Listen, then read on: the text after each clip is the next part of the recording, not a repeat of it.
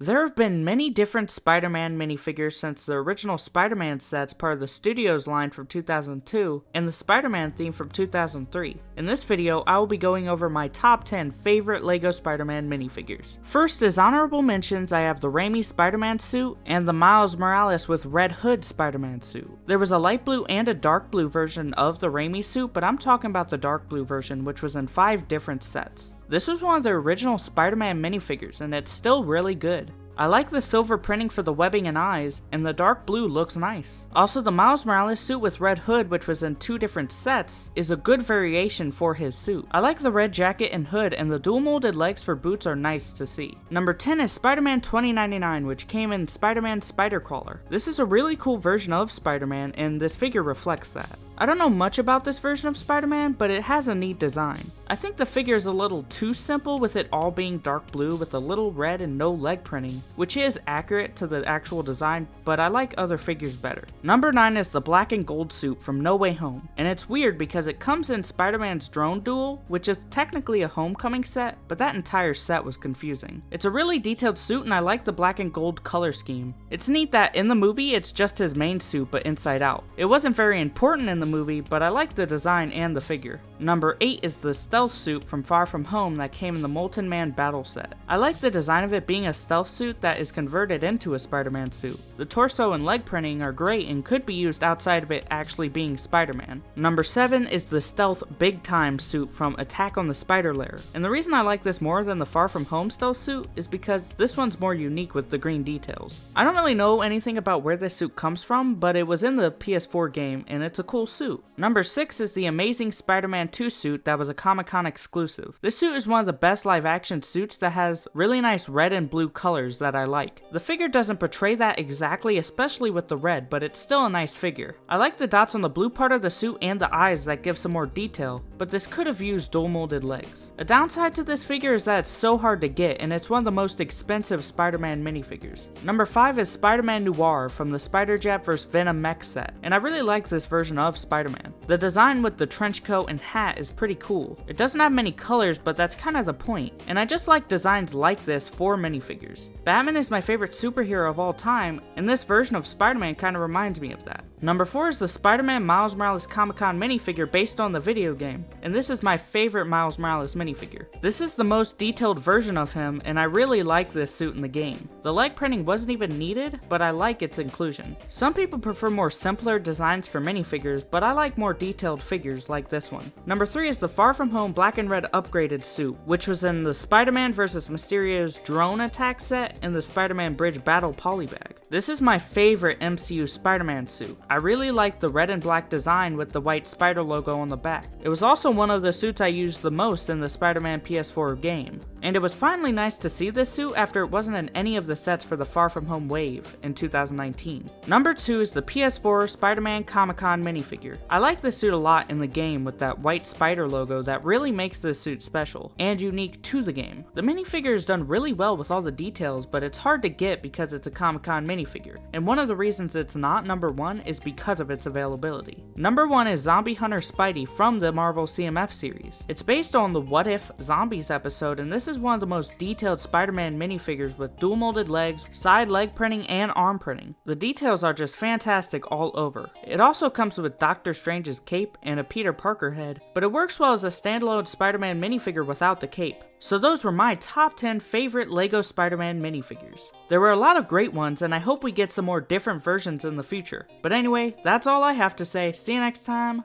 Goodbye.